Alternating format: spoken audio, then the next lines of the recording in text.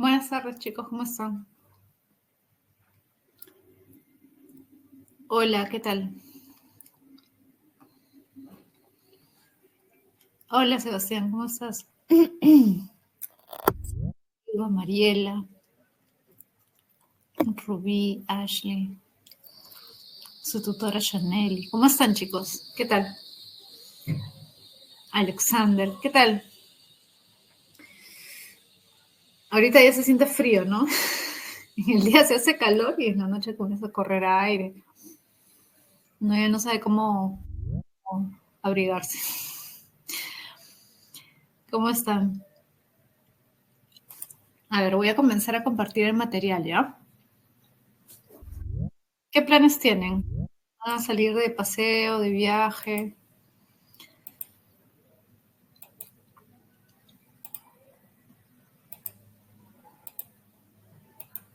Ya.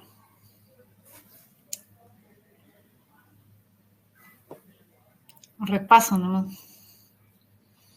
No hay plato, dice Luis Enrique, de dinero. Sí, pues no.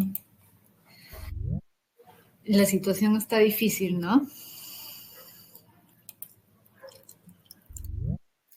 Bueno, traten de salir aunque sea pues a caminar por ahí cerca, a relajarse un poco, salgan a correr, relájense viendo una serie, una película. A ver. Ya se ve, ¿no?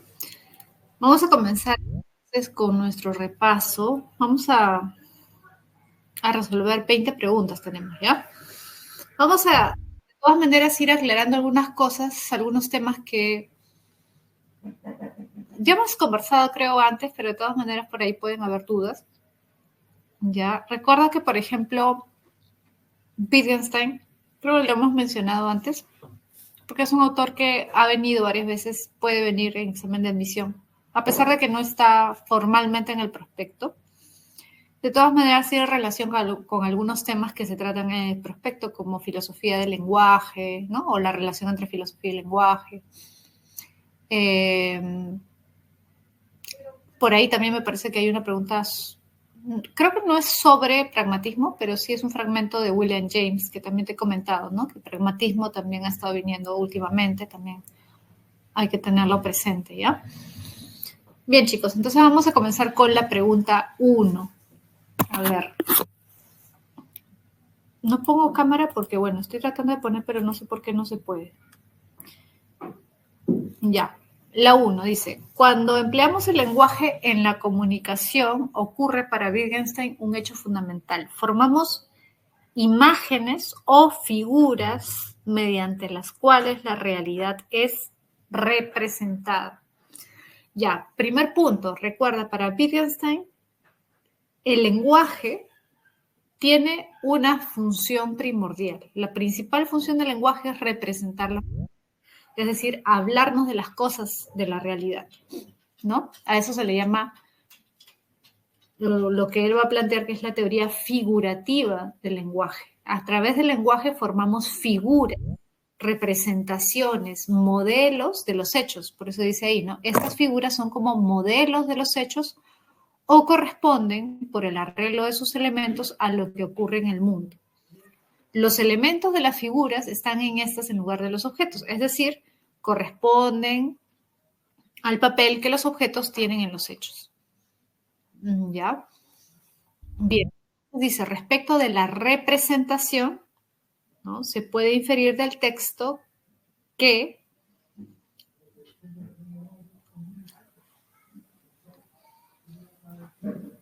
con el lenguaje figuramos la realidad, con el lenguaje pintamos la realidad, ¿te acuerdas? Por eso también se le conoce como teoría pictórica, teoría, acá lo voy a poner en el chat, ¿ya? Teoría pictórica o figurativa del lenguaje. Eso es lo que propone Wittgenstein en su famoso Tractatus, ¿te acuerdas? El Tractatus Lógico-Philosophicus, ¿sí? Entonces, ¿qué quiere decir eso? Que hay una estructura que comparte el lenguaje y la realidad. El lenguaje imita la estructura de los hechos. Eso se llama isomorfismo. Existe un isomorfismo entre el lenguaje y la realidad. Es decir, el lenguaje imita la misma forma de la realidad. El lenguaje y la realidad tienen la misma forma. Recuerda que el prefijo iso significa igual. ¿Sí? Iso significa igual. Muy bien, dado. Existe un isomorfismo entre el lenguaje y la realidad. Por eso es posible que el lenguaje represente la realidad a través de palabras, ¿no? Muy bien, dado. 1, dado. 2. La filosofía constituye al mismo tiempo la más sublime y la más trivial de las indagaciones humanas. Ahonda en los más pequeños resquicios, pero también abre las perspectivas más amplias. No da de comer, se suele decir, pero puede inspirar valor en nuestras almas. Y aunque sus modos de expresión, sus dudas y cuestionamientos, sus sutilezas y su dialéctica repugnen tan a menudo a la gente común, ninguno de nosotros podríamos apañárnoslas sin los lejanos e intermitentes destellos de luz que arroja sobre los horizontes del mundo. Bien, es un fragmento de El pragmatismo de William James. De acuerdo con el pasaje, el autor sostiene que la filosofía ha mostrado ser una actividad de investigación inquietante debido, sobre todo,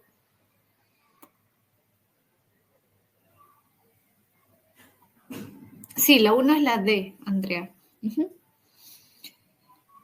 La 2, a ver, ¿en qué hace énfasis el autor? Dice, no da de comer, se suele decir, pero puede inspirar valor en nuestras almas, ¿no? O sea, por un lado, a veces se le menosprecia, ¿no? Pero por otro lado también se le valora positivamente, ¿no? Por ejemplo, el caso que mejor refleja lo que produce la filosofía, creo, es el de Diógenes, ¿no? Por un lado, tú dices, oye, yo no estaría dispuesto a hacer eso, ¿no? Vivir en la calle, ¿no? Vivir sin nada. Pero al mismo tiempo te sorprende y te admiras, ¿no? Y dices, hay que tener coraje para vivir así, ¿no? No lo haría, pero es admirable al mismo tiempo, ¿no? Eso es lo que provoca la filosofía, pues, ¿no? O sea, una valoración contrapuesta, ¿no? Efectivamente, es la B. Hay una contraposición. Por un lado, alguna gente la desprecia, por otro lado, la gente la valora, ¿no? Es la B. No es la E porque dice a la antítesis de sus planteamientos, pero acá no se está hablando de lo que plantea la filosofía, sino de cómo se ve a la filosofía, es decir, cómo otros la valoran, ¿no? Por eso es la B. ¿Ya? Barco. 3. Los griegos representan para nosotros el principio del pensamiento racional europeo. De aquí se deduce que nosotros no deberemos interesarnos exclusivamente por la explicación razonada o la observación científica, sino observar la aparición de estas actividades desde las brumas de una época precientífica. Ya. Claro, acá hace referencia a, mira, cuando habla de pensamiento racional europeo y habla de la explicación razonada de observación científica, recuerda, como te dije, que se considera que el origen de la filosofía y de la ciencia está en Grecia, o sea, de ambos, ¿no? Porque los primeros pensadores griegos, los primeros filósofos, los presocráticos, también se dedicaron a la observación científica. Por eso es que ellos plantean una serie de hipótesis que con el tiempo la ciencia va a lograr confirmar, ¿no? A través de la experiencia. Pero por eso es valorada Grecia, ¿no? Porque se considera la cuna de la civilización occidental, ¿no? Por ese paso, esa posibilidad que tuvo de entender la realidad de una forma racional, ¿no? Pero, ¿cómo fue posible eso, no? ¿Por qué ocurre eso? Porque definitivamente antes de eso hay una época precientífica, ¿no? Eso es lo que menciona Guthrie. O sea, no se puede negar para él que los griegos fueron la cuna de la civilización occidental, ¿no? Claro, es la A, ¿sí? Existe un origen absoluto de la filosofía y es el que ocurrió en la civilización griega. Para Guthrie no hay posibilidad de comparar el pensamiento griego con otro pensamiento. Por eso generalmente te acuerdas de estos factores que propiciaron la aparición de la filosofía, ¿no? Que se estudia a nivel preuniversitario, que debes tener por ahí en los manuales, ¿no? Donde estudias. Eso se saca de, no completamente, pero en parte de este libro de Guthrie, ¿no? Historia de la filosofía griega. La 3 es árbol, ¿ya? 4, dice, el filósofo español Ortega y Gasset sostiene que el hombre no tiene naturaleza, sino historia. Ya. Si el hombre no tiene naturaleza, ¿a qué se refiere? Que no tiene esencia, ¿no? Sino historia. De acuerdo con tal afirmación, cabe inferir que el enfoque filosófico de Ortega y Gasset pone de relieve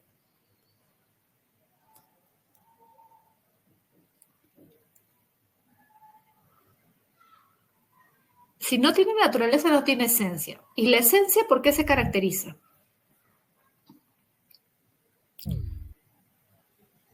La esencia se caracteriza por ser algo que no cambia, ¿sí o no? La esencia de algo es algo que permanece siempre. Pero Ortega y Gasset no estaba de acuerdo. Ortega y Gasset decía, no, el hombre no tiene naturaleza, sino historia. Es decir, la condición humana se caracteriza por ser variable, cambiante, dinámica, como la historia, pues, ¿no? ¿Sí? Así como la historia se transforma, cambia, igual la vida del hombre. Claro, es la C, casa, el carácter dinámico de la condición humana. La realidad es dinámica y el hombre como parte de la realidad también. Por eso no hay una esencia, no hay una naturaleza, o sea, algo fijo, ¿no? Algo estable, permanente. ¿Y por qué plantea eso Ortega y Gasset? A ver, recuerda que hay una relación con el pensamiento de Nietzsche, ¿ya? Nietzsche, ¿te acuerdas que era enemigo de Platón, no? ¿Te acuerdas que Nietzsche criticaba a Platón? ¿Y por qué critica a Platón y a Sócrates? Porque Sócrates y Platón son esencialistas, ¿o no? Cuando Platón plantea el mundo de las ideas y dice las ideas son esencias que permanecen siempre iguales, ¿no? El mundo sensible es un mundo cambiante, ¿no? En cambio, el mundo de las ideas es un mundo eterno, permanente, estable. Las cosas no cambian, las esencias no cambian. Y por eso es que las esencias son superiores a las cosas, ¿no? Pero Nietzsche no va a estar de acuerdo con esa visión esencialista de la vida, de las cosas, ¿no? Por eso es que Nietzsche tiene una visión del hombre no como algo fijo, no como una esencia, sino más bien establece una diferencia. Los hombres no son todos iguales, precisamente porque no tienen una esencia. Los hombres son diferentes y por eso es que habla de esa diferencia, ¿te acuerdas? Entre el amo y el esclavo, ¿no? ¿Sí? Esa visión aristocrática de Nietzsche es una visión aristocrática que también tiene Ortega y Gasset. ¿Sí? Ortega y Gasset está influido mucho por el pensamiento de Nietzsche. También tiene una visión aristocrática. ¿Ya? Es la C, entonces. ¿Sí? 4, casa. 5. En sus conferencias sobre filosofía política de Kant, Arendt es una filósofa, ya, Hannah Arendt, afirma que el pacto, según Kant, sería una idea pura que regularía nuestras reflexiones sobre tales temas y podría inspirar nuestras acciones. Mira, el pacto, según Kant, sería una idea pura que regularía nuestras reflexiones sobre tales. Ya, si es pura, ¿qué significa? Que no proviene de la experiencia, sino que es como un presupuesto, como un axioma, digamos, ¿no? Regularía nuestras reflexiones sobre tales temas. Acá cuando habla del pacto se está refiriendo al pacto social, digamos, ¿no? Ya, ahorita vamos a ver. Los hombres son humanos gracias a esta idea de humanidad presente en cada individuo singular. Ojo, los hombres son humanos gracias a esta idea de humanidad presente en cada individuo singular. Es decir, gracias a la idea de humanidad que tiene cada uno de nosotros somos humanos. Y pueden considerarse civilizados o humanos en la medida en que esta idea se convierte en el principio de sus juicios y de sus acciones. En otras palabras, si no tuviéramos la idea de humanidad, ¿sí? Si no pensáramos en la humanidad y la existencia de la humanidad, es decir, más allá de nosotros, no podríamos ser civilizados, porque no podríamos convivir con el otro, pues, ¿no? En la medida en que esta idea se convierte en principio de su juicio y de sus acciones. Por así decirlo, el imperativo categórico de una acción podría enunciarse del siguiente modo. Acuérdate del imperativo categórico. ¿Qué significa? Actúa siempre, dice ahí, ¿no? Actúa siempre según la máxima gracias a la cual este pacto originario pueda realizarse en una ley general. Actúa siempre según la máxima gracias a la cual este pacto, claro. ¿Te acuerdas del imperativo categórico? Actúa siempre según tu razón, es decir, según aquello que podría ser imitado por todos, de acuerdo a lo que es racional, ¿no? Imagina que tu acción va a ser imitada y repetida por todos los seres humanos en general. Claro, solamente si yo tengo la idea de humanidad puedo entender el imperativo categórico, ¿o no? Solamente si yo imagino la posibilidad de que todos los seres humanos puedan actuar como yo, funciona el imperativo categórico. Si no, no funciona. Esa facilidad, esa capacidad de universalizar, imaginar que mi acción se universalice, es posible gracias a que existe en nosotros la idea de humanidad. ¿Mm? Entonces, dice, respecto del texto anterior, indica el valor de verdad de las siguientes afirmaciones. A ver, 1. La convivencia social se debe a una idea regulativa en los individuos. A ver, es decir, gracias a que hay una idea regulativa en los individuos, es posible la convivencia social, ¿no? En otras palabras, la convivencia social se da gracias a una idea regulativa en los individuos. Sí. ¿Cuál es esa idea regulativa? La idea de humanidad. Por eso dicen, ¿no? Si no tuviéramos esa idea de humanidad en nosotros, el hombre no podría ser civilizado, no podríamos convivir. Gracias a que tenemos esa idea, es posible la convivencia. 1, verdadero. 2, la humanidad es un principio abstracto que funda el contrato social. La humanidad es un principio abstracto que funda el contrato social, correcto, sí es un principio abstracto, por eso se llama idea regulativa, ¿ya? Ojo, idea regulativa para Kant es un principio, un concepto abstracto, ¿sí? Es decir, que no hay forma de probarlo empíricamente, pero que está en nosotros. No hay forma de explicarlo incluso, pero que está en nosotros. Gracias a ese principio abstracto, es posible la convivencia social, contratos, es decir, el pacto. Por eso es que en la primera línea dice el pacto, es decir, la convivencia. ¿Ya? 3. El imperativo categórico se basa en la obligación jurídica de las leyes. Para Kant, el imperativo categórico se sostiene, se fundamenta en la obligación jurídica de las leyes. Falso, falso. Claro, muy bien, muy bien, muy bien. Falso, ¿por qué? Porque el imperativo categórico me lo da mi razón. Gracias a que soy un ser racional es que yo puedo decir, esto deberían hacerlo todos. No debemos mentir, debemos ser honestos siempre. Debemos ser solidarios siempre, sin excepción, todos. Gracias a mi razón yo descubro ese deber. No es un deber que viene de afuera, ¿cierto? No, yo no lo hago porque me van a castigar si no lo hago, porque me van a meter preso si no lo hago, no. O sea, claro, podría actuar así, pero ahí ya no estoy actuando por un principio, por un imperativo categórico, ¿no? Ya no lo estoy haciendo de manera moral, porque la moral requiere libertad, y libertad significa actuar de acuerdo con mi razón. Yo soy un ser racional, y en la medida que soy racional, soy libre, ¿no? Muy bien. Entonces, 3 es falso, no se sostienen las leyes. 4. El contrato social recibe su fuerza vinculante de un principio moral.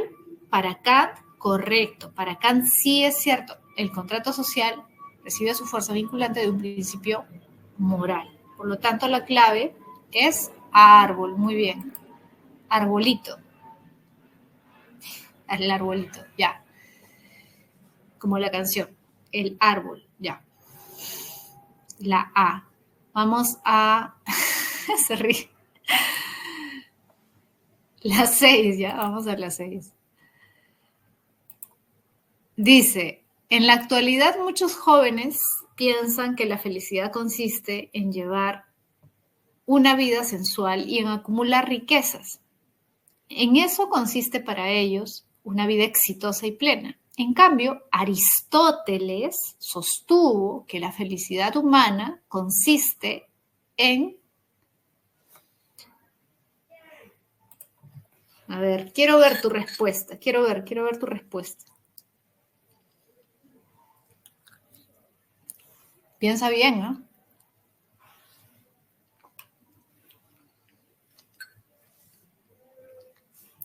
Piensa bien.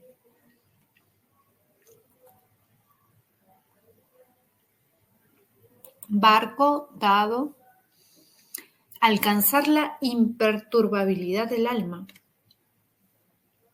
¿Aristóteles hablaba de la imperturbabilidad del alma? ¿Seguro? ¿En qué libro? Cuéntame.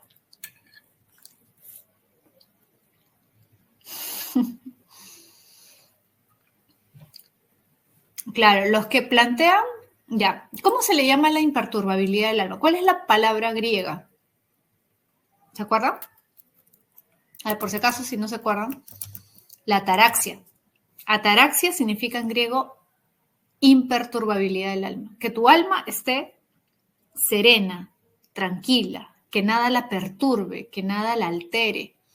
Ese estado zen, ¿no? Digamos, ese estado de autocontrol absoluto, que nada te afecte.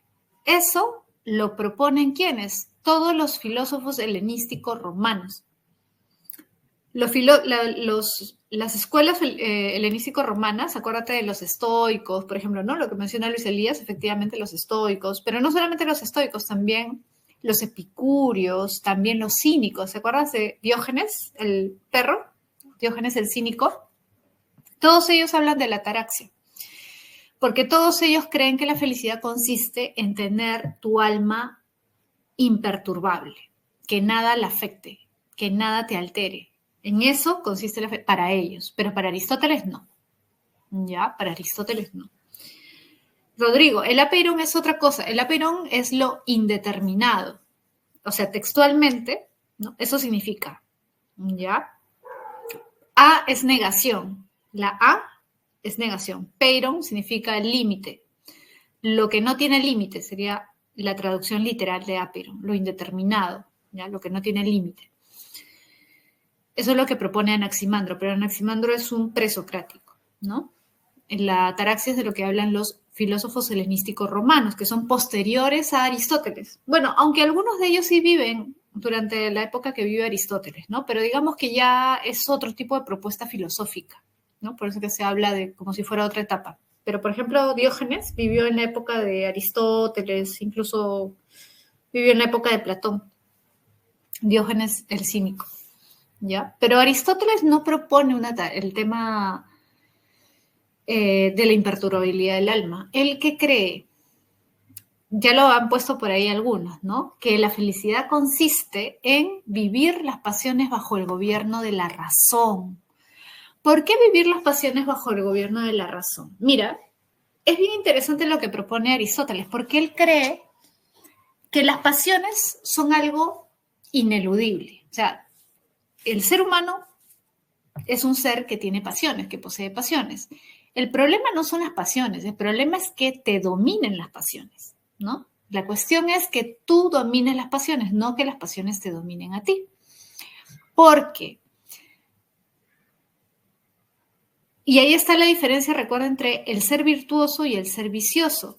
Ojo, acuérdate, esto que te voy a decir, apúntalo o tenlo presente. No sé si ya lo sabes, pero recuérdalo, es importante. Para Aristóteles, un hombre vicioso puede ser feliz. A ver, te pregunto.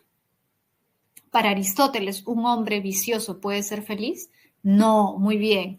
Solo puede ser feliz el hombre virtuoso, ¿ya? Acuérdate, solo puede ser feliz el hombre virtuoso.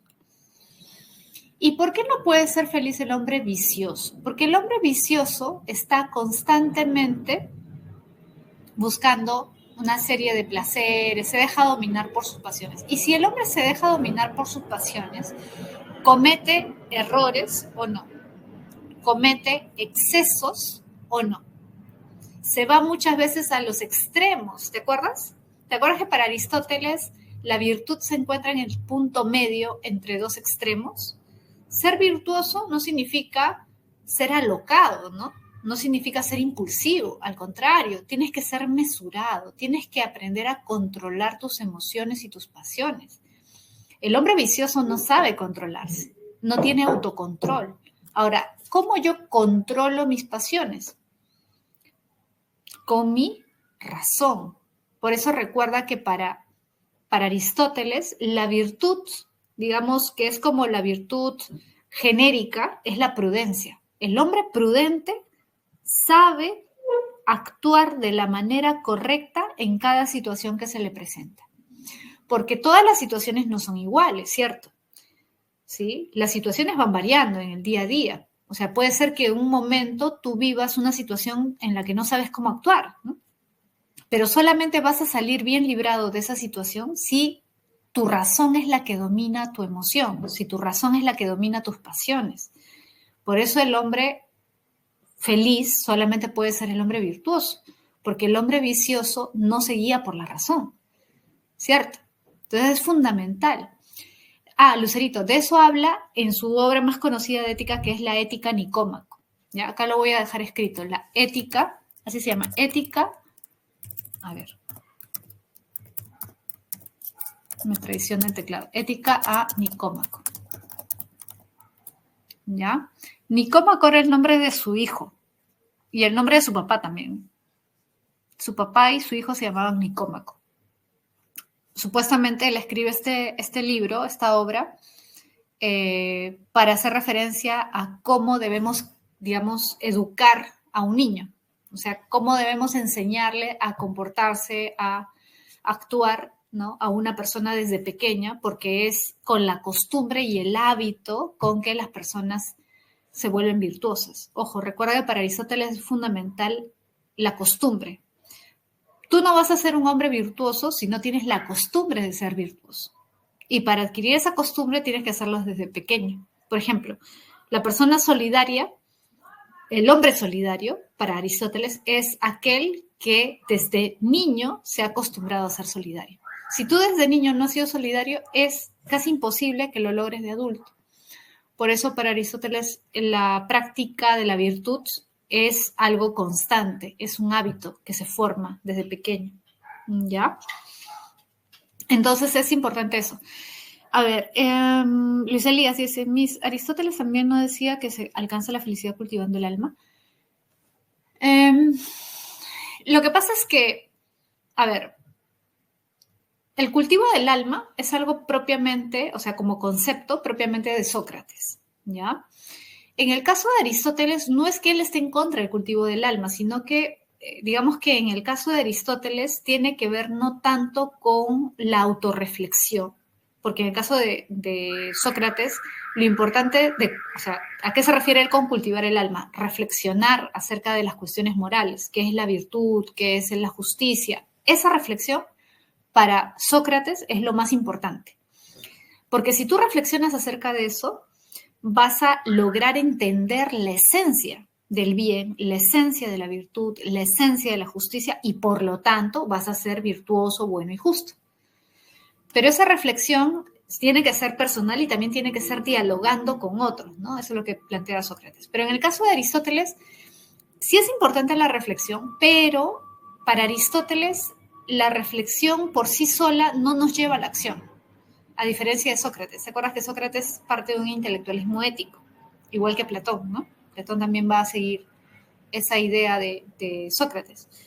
Si yo conozco qué es el bien, voy a ser bueno. Si yo conozco qué es la virtud, voy a ser virtuoso. Si yo conozco la justicia, voy a ser justo. Primero tengo que conocer, tengo que entender cuál es la esencia de esas cosas para hacerlo. Para Aristóteles no funciona así. Para Aristóteles una cosa es, por decirlo así, lo intelectual y otra cosa es lo práctico. O sea, hay relación, sí, pero no es que sea una relación automática. O sea, no es el hecho de que yo sepa qué es la virtud no me va a hacer automáticamente virtuoso.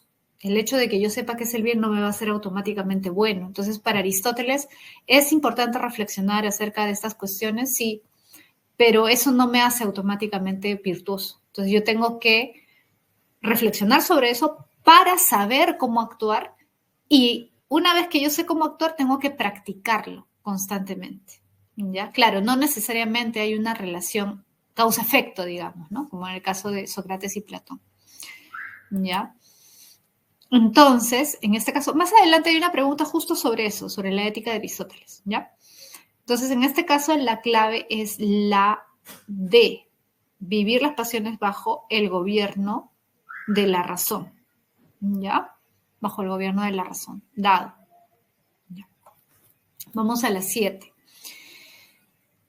Dice, convinieron con los demás en llamar vicio. Este fragmento es bien interesante. Vino, creo, un examen de admisión. ¿Ya? Es bien interesante este fragmento. Mira, es un fragmento en realidad de me parece que este es como un ensayo que escribe Mandeville. Mira, la fábula de las abejas se llama. Convinieron con los demás en llamar vicio a todo lo que el hombre, sin consideración por el público, es decir, por los otros, ¿no? Por los demás, fuera capaz de cometer para satisfacer alguno de sus apetitos, si en tales acciones vislumbrara la mínima posibilidad de que fueran nocivas para algún miembro de la sociedad y de hacerle menos servicial para los demás. Claro, mira, te está diciendo que el concepto de vicio surge a partir de considerar qué consecuencias o cómo se relacionaba la persona con los demás, o sea, con, digamos, la acción del individuo con respecto a la sociedad, ¿no? Dice, fuera capaz de cometer para satisfacer alguno de sus apetitos. O sea, en pocas palabras, si eres individualista, digamos, ¿no? Si vos buscas tu interés nada más, ¿no? Y a raíz de buscar ese interés incluso pudieras perjudicar a otros, ¿no? Si no te importa eso, bueno, eres alguien vicioso, ¿no? Y en dar, dice, el nombre de virtud a cualquier acto por el cual el hombre, contrariando los impulsos de la naturaleza, o sea, yendo en contra de sus impulsos naturales. Mira, la virtud va en contra de lo natural. Está diciendo, la virtud va en contra de lo natural. Porque el hombre virtuoso es el que va en contra de sus propios intereses, ¿sí o no? Dice, procurara el bien de los demás o el dominio de sus propias pasiones mediante la racional ambición de ser bueno. Mediante la racional ambición. Claro, mira, incluso dan a entender que es una especie de ambición, el querer ser bueno, ¿ya? Pero es una ambición racional. Claro, que no parte del cuerpo, sino de la mente, ¿no? Entonces, a ver, de acuerdo con el texto determina el valor de verdad de las siguientes afirmaciones. Dice, 1. Los actos morales no son desinteresados porque buscan un interés. Los actos morales no son desinteresados porque buscan un interés. Bueno, si asumimos actos morales como actos buenos, ¿no? Virtuosos, eso sería ¿correcto o incorrecto? Los actos morales no son desinteresados. Suena medio contradictorio, ¿no? Los actos morales no son desinteresados porque buscan un interés.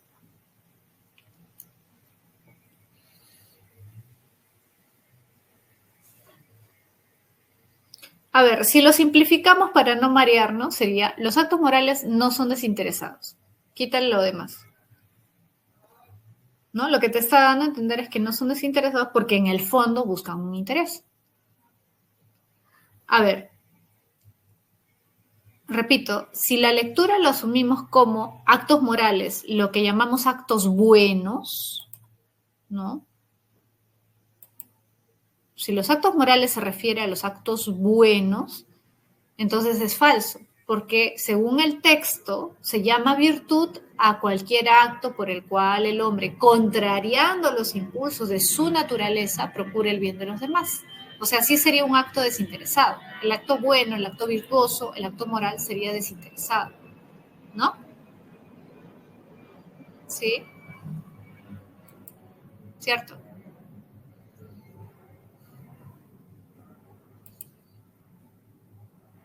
Claro, niega sus intereses. Los actos morales no son desinteresados porque buscan interés, falso, ¿no? Sí son desinteresados. Sí son desinteresados porque buscan un interés. Perdón, porque no buscan ningún interés. Los actos morales son desinteresados.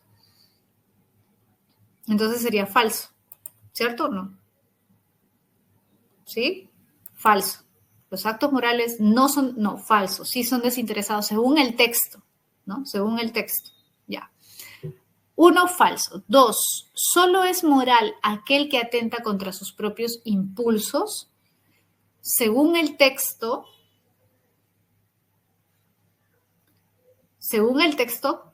correcto. Solo es moral aquel que atenta, o sea, solo es virtuoso aquel que atenta contra sus propios intereses. Claro, por eso es que dice que contraría los impulsos de la naturaleza, ¿no? Ajá, porque lo natural es buscar tu interés, ¿no? Entonces sería alguien que haría algo antinatural, correcto. 3, entonces vamos falso, verdadero. 3, los actos moralmente erróneos están motivados por los propios intereses. Los actos moralmente erróneos, o sea, incorrectos, viciosos, están motivados por los propios intereses, correcto, eso es lo que dice el texto, ¿no? Lo que llamamos vicio es lo que busca el hombre para su propio interés, ¿no? Verdadero. Entonces, falso, verdadero, verdadero. 4, la moral se determina por consideración a sus consecuencias. Claro, porque se refiere a qué? Verdadero, ¿no? Porque se refiere a qué consecuencias tiene con los demás. Es decir, si a los demás les perjudica, llamamos vicio. Si a los demás les beneficia, le llamamos virtud. Entonces se determina qué es bueno y qué es malo de acuerdo a las consecuencias sociales, ¿sí o no? De acuerdo a las consecuencias que tiene mi acción con respecto a la sociedad. Verdadero. Por lo tanto, la clave es casa. Falso, verdadero, verdadero, verdadero. Uh-huh. Perfecto. 7, casa. 8. Tal es, en efecto, dice, la verdadera causa de todas estas diferencias sociales. El salvaje vive en sí mismo. El hombre sociable siempre fuera de sí. Claro, acá, ojo, cuando habla del salvaje se refiere al hombre que vive aislado, ¿no? Que no se relaciona con otros, que no vive dentro de una comunidad, ¿no? Que vive como una especie de animal, ¿no? Salvaje, que está en las montañas. Ya, a eso se refiere, ¿no? El salvaje vive en sí mismo. El hombre sociable, o sea, el que forma parte de una sociedad, siempre fuera de sí. Claro, porque está interrelacionándose constantemente con los demás, ¿no? Es más, dice, no sabe vivir más que en la opinión de los demás. Efectivamente, ¿no? Cuanto más socializa un hombre, una persona, más le importa la opinión del resto, ¿o no? Cuanto más te expones a la gente, más te importa la opinión del resto, ¿no?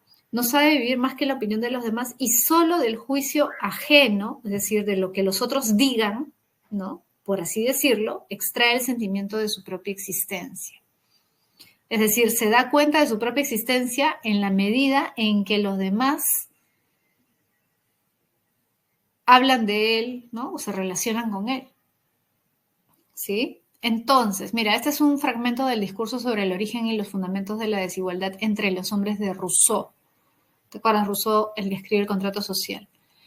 De la cita se infiere que, claro, la A no puede ser imposible. El hombre social es indiferente, no, todo lo contrario, ¿no? Claro, es la B. La sociedad condiciona la conducta de los hombres. Claro, es la B, porque precisamente porque nos importa lo que los otros digan de nosotros es que nos comportamos de ciertas formas, ¿sí o no?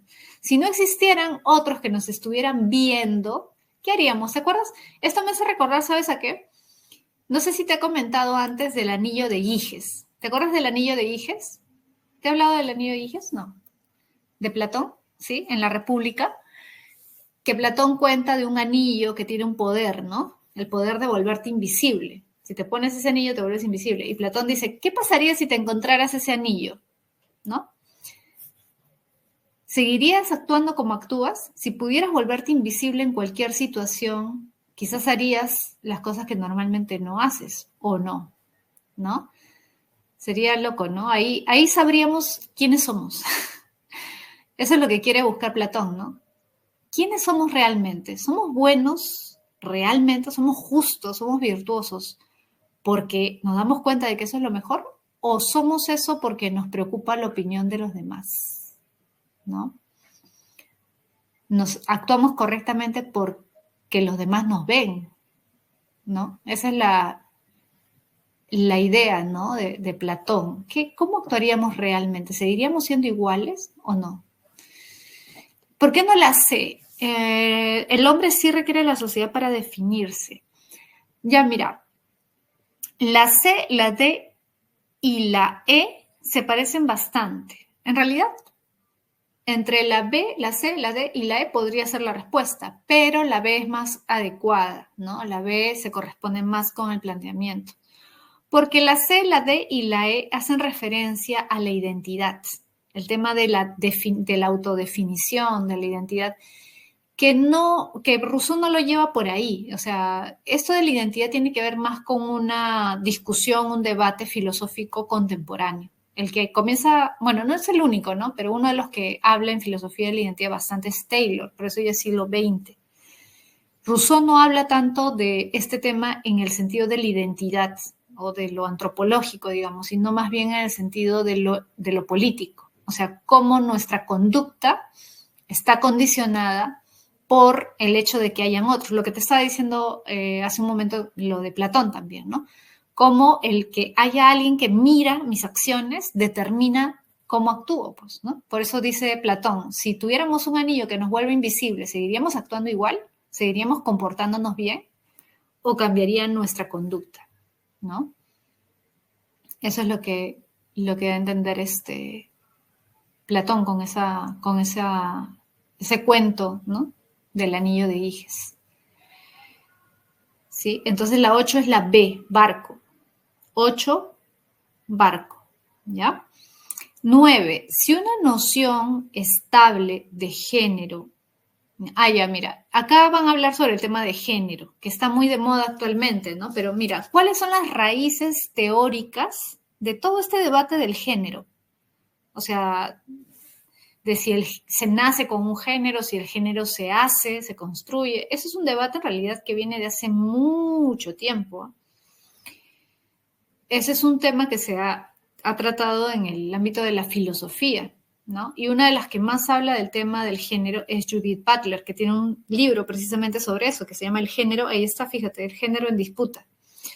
Judith Butler es una filósofa que es considerada la principal teórica sobre el tema de género actualmente, ¿no? Y la mayoría, pues, de los que pertenecen al colectivo LGTBIQ, etcétera, la tienen como referencia principal, ¿no? Ella es la que da, digamos, los argumentos teóricos, intelectuales para hablar acerca de la construcción del género y todo esto. Y mira, dice, si una noción estable de género ya no es la premisa principal de la política feminista, quizás ahora necesitemos una nueva política feminista para combatir las reificaciones mismas de género e identidad. Claro, está dando a entender que actualmente ya ha quedado desfasada esa noción de género como algo estable, es decir, como algo que no cambia. Actualmente, por eso se habla de género fluido, por ejemplo, ¿no? Debes haber escuchado, ¿no? De los queer, ¿no? De las personas que consideran que pueden adoptar cualquier género dependiendo del momento, del día, ¿no? Y no hay el género no es algo concreto, ¿no? No es algo permanente. O incluso la idea de que el género se construye socialmente, ¿no? Por eso dice eso, ¿no? Si ya no es la premisa principal de la política feminista, quizás ahora necesitemos de una nueva política para combatir las reificaciones mismas de género e identidad. Es decir, reificaciones se refiere a ir en contra de esta idea de que el género y la identidad son como esencias, ¿no? Esa esencialización, digamos, eso es la reificación, la esencialización, ¿no? El volver esencia a algo, como algo que no cambia. Ella más bien dice, no, el género sí cambia, ¿no?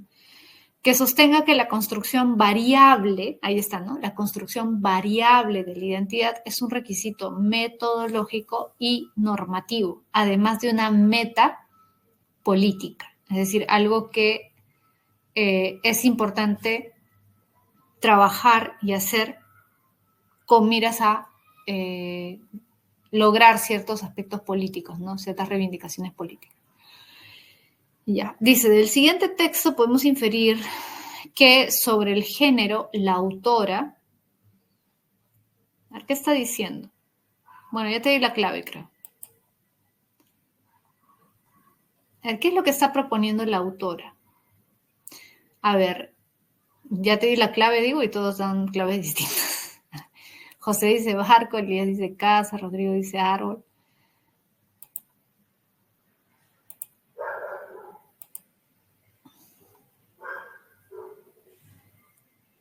A ver, si la autora está dando a entender que el género no es algo fijo, ¿no? Eso está diciendo. ¿O me equivoco?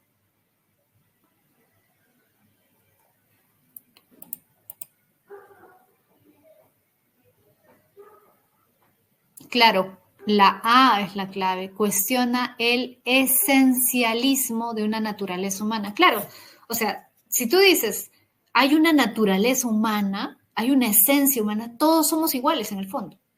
Todos somos iguales y no cambiamos, ¿no? O en todo caso, ya si hablamos de género, unos nacen con género femenino y otros nacen con género masculino. Y eso no se cambia. Pero acá lo que está diciendo es que sí se cambia, ¿no? Porque está criticando precisamente esta idea, esta noción de un género como algo estable. No, ya no hay esta idea, ¿no? Por eso dice, si una noción estable de género ya no es la premisa principal de la política feminista, entonces, claro, porque antes las feministas decían los hombres y las mujeres, la mujer ha sido dominada, ¿no? ¿No? Pero actualmente ya no, si te das cuenta, el feminismo actual ya no parte de esta distinción de masculino, femenino, sino que dan a entender que lo femenino puede volverse masculino y lo masculino puede volverse femenino. Porque si no dices eso, estarías yendo en contra de muchas de las reivindicaciones de los colectivos LGTBIQ, ¿sí o no? Claro, entonces ellas parten de esa idea, el feminismo actual, ¿no? De que el género es fluido, ¿no? Por lo tanto, claro, está cuestionando el esencialismo de una naturaleza humana, es la A, ¿sí? 10.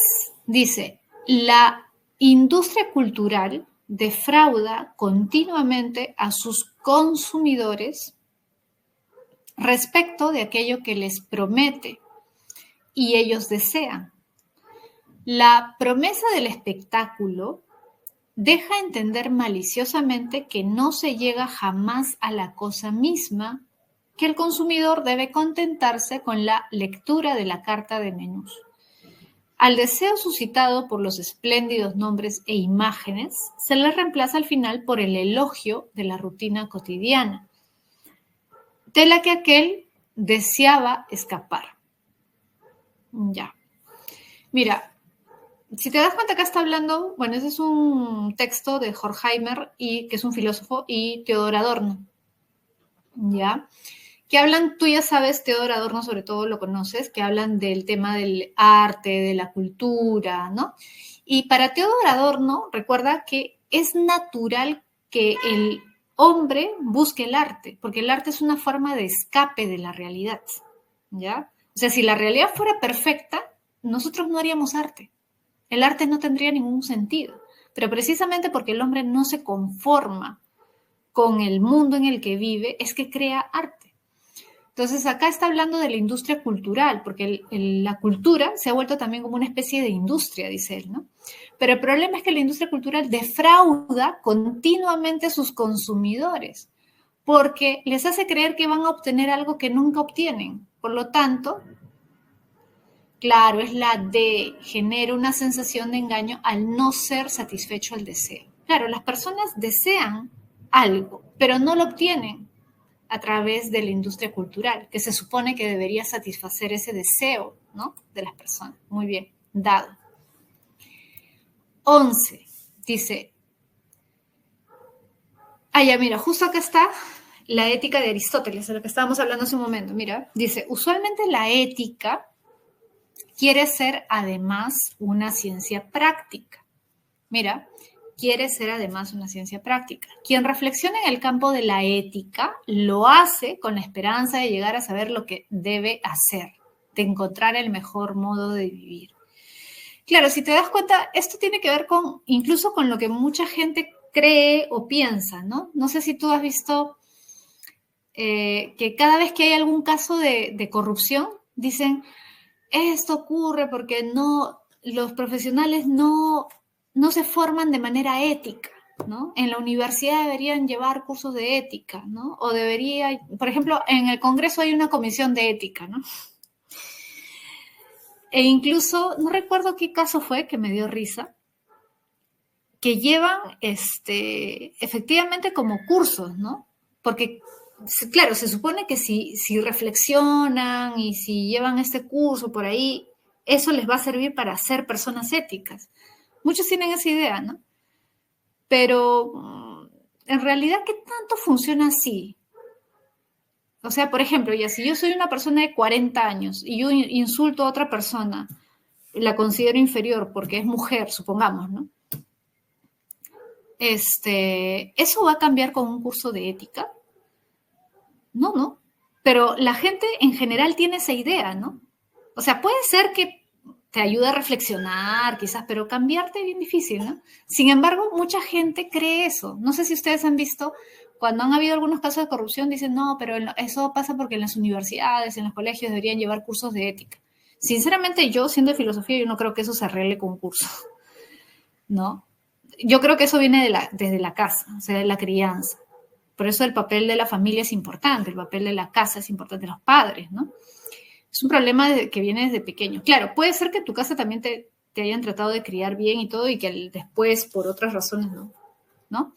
Pero te decía esto, ¿por qué? Porque, claro, en realidad nosotros queremos o pensamos que la ética debe tener consecuencias prácticas. O sea, la ética sirve para saber cómo vivir, ¿no? Ahora dice, mira, consiste pues en un saber esencialmente dirigido al obrar. Claro, es un conocimiento, sí, pero es un conocimiento dirigido a la práctica, ¿no? Por eso Aristóteles afirmaba que no investigamos para saber qué es la virtud, sino para ser buenos, ya que en otro caso sería totalmente inútil. Claro, es importante la reflexión, sí, pero la reflexión unida a la acción, porque si no se da la acción, entonces la reflexión no tiene ningún sentido, ¿no? No tiene ningún valor por sí mismo, ¿no? Claro, entonces, ¿cuál sería la clave? A ver, se deduce que la ética, a ver, de acuerdo con este fragmento, se deduce que la ética aristotélica es un saber medio entre la teoría y la práctica. Efectivamente es la A, ¿ya? Es la A. La D, ¿es una ciencia que estudia el concepto estricto de virtud? No, porque recuerda que para Aristóteles no importa lo conceptual, porque acuérdate que Aristóteles critica el intelectualismo ético. ¿Recuerda? Para Aristóteles no es importante conocer el concepto. Lo que es importante es saber cómo debemos comportarnos para hacerlo. Por eso para Aristóteles es importante el hábito y la costumbre. Si tú acostumbras a un niño a ser solidario desde pequeño, va a ser solidario de adulto. Ahora, tú no puedes pretender que un adulto sea solidario si es que no está acostumbrado a hacerlo desde niño. Por eso el papel del padre es importante, el de la madre es importante, ¿no? Por eso su libro se llama Ética Nicómaco, que es su hijo, está dedicado a su hijo, ¿no? Entonces, a ver, ¿qué dice José Joaquín? El problema no es que el puré de manzana esté malogrado, el problema es que hiciste un puré de manzana con una manzana podrida. Sí, pues en realidad es un problema el tema de la corrupción y todo eso. La corrupción, tal como nosotros la vemos en la política, eso es una consecuencia, ¿no? No es la causa, es el efecto. El problema es dónde está la causa. En la familia, ¿no? El problema es que los padres no saben a veces conducir a sus hijos, los engríen demasiado, o los niños también ven, o sea, el padre le dice una cosa pero hace otra, o no. Le dice, tienes que hacer esto, pero no ven el ejemplo, ¿no? Por eso también Aristóteles habla bastante del ejemplo. Es importante que tú le digas cómo actuar a tu hijo, pero que tu hijo te vea hacer eso también, ¿no? Tú no le puedes decir, tienes que estudiar, y el papá no hace nada, ¿no? Tienes que leer, y el papá no lee. ¿Cómo vas a decirle a tu hijo que lea si tú no lees? ¿No? ¿Cómo vas a decirle a tu hijo que sea solidario si no eres solidario? ¿Cómo le vas a decir a tu hijo que sea honesto si te ve mentir? ¿O no? ¿No? Entonces, ese es uno de los grandes problemas, pues, ¿no? Bien, entonces la 11 es árbol. 12. Ya, esta también vino en un examen de admisión, me acuerdo. Dice, Maquiavelo no pensaba únicamente, ni siquiera de modo principal, en la organización política, sino en la totalidad de la construcción, de la constitución moral o social de un pueblo. Mira, o sea, lo que está dando a entender acá es que la organización política, es decir, si es un reino, si es una república, si es una monarquía, si es un principado, si es un... no es lo relevante, no es lo más importante, ¿sí? Por eso dicen, no pensaba únicamente, ni siquiera de modo principal en la organización política, sino en la totalidad de la constitución moral o social de un pueblo, que a su juicio derivaba de la ley y de la sabiduría y previsión del legislador. ¿Ya? Ojo, cuando se habla de legislador, en Maquiavelo, el legislador es el hombre que da las leyes, porque para Maquiavelo es el que funda el Estado, el legislador, el que da las leyes, ¿sí? Por ejemplo, te voy a poner un ejemplo que pone en Maquiavelo que es bien interesante, el caso de Moisés, ¿ya? ¿Te acuerdas de Moisés, de la Biblia? Moisés, para Maquiavelo, es un legislador. Es el fundador del Estado de Israel. ¿Por qué? Porque Moisés dio leyes, ¿o no? ¿Qué son los 10 mandamientos? No matarás, no robarás. ¿Mm? ¿Qué es eso? Leyes. Son leyes. Claro. Que tú puedes interpretar como normas morales, pero son leyes. ¿Sí o no?